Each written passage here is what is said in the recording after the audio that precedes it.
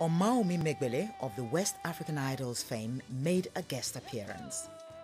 As a youth music icon, Omaomi's presence underscored the organizers' desire to celebrate stars, whatever the firmament.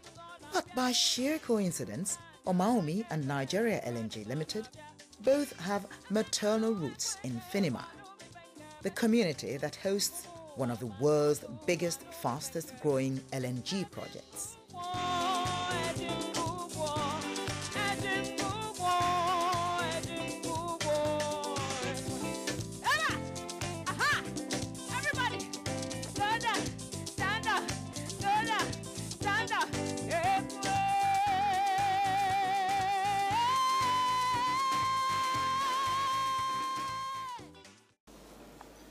This year's competition is quite different from the earlier three because it is not restricted to any major genre of literature, like the earlier competitions.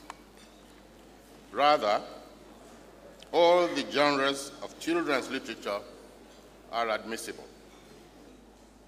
The organizers of this year's competition began by seeking an answer to the question, what is children's literature?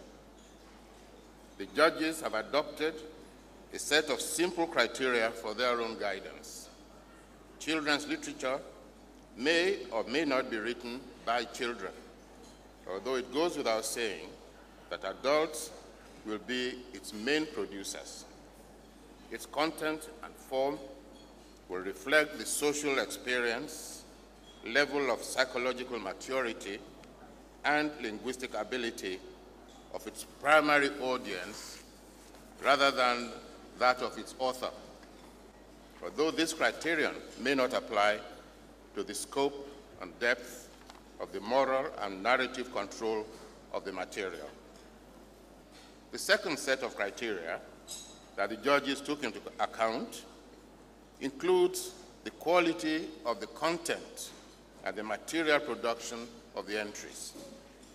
At the end of the closing date for this competition, the Literature Committee received 70 entries. 8 of these were disqualified for non-compliance with the guidelines for entries. The list of 62 was initially reduced to 10 before a final shortlist of 3 was published in the national press. Once again, I present the 3 shortlisted entries in strictly alphabetical order.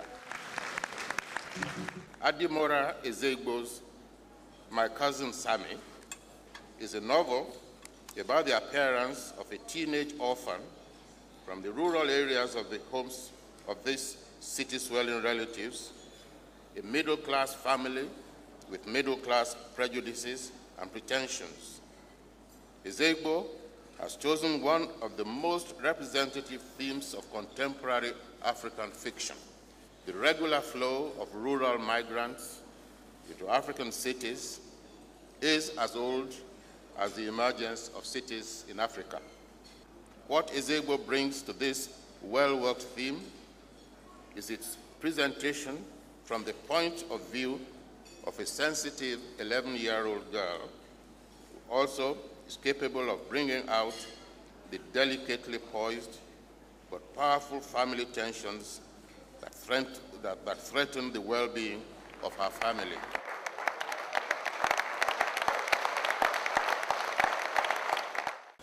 Mabel Shegun's Reader's Theatre is an unusual work.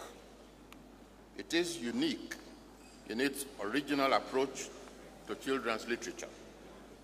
Reader's Theatre seems a straightforward presentation of 10 folk tales and myths, a historical account of a national hero, and an original story about school children preparing for a parade. It follows a deceptively simple format. A plot, abstract, is linked to a suggestive fleshing out and dramatization of the same plot.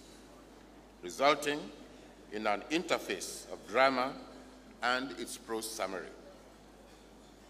Apart from the common plot shared by the narrative and its dramatization, there is a further link in the author's suggestion that even the dramatic experience begins as a reading of texts.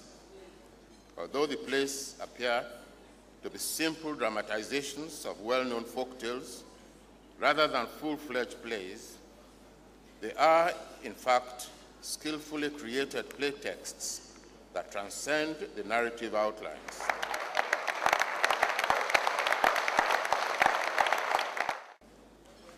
Since independence, urban fiction has become one of our most important genres because of the importance of cities in our national development.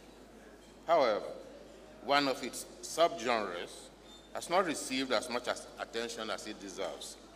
That is, stories about the underprivileged sections of urban society, as distinct from stories about criminal gangs, from drug traffickers to conmen.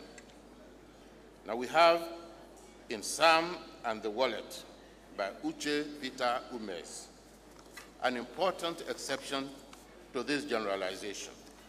It is the story of a teenager who is forced to become a motor park tout. The novel is a significant addition to the fictional tradition because its courageous affirmation of the enduring superiority of moral principles over the seductions of unearned material acquisitions helps to extend the strand of the fictional tradition that places the morality of art above the titillations of pornography and other forms of pop fiction.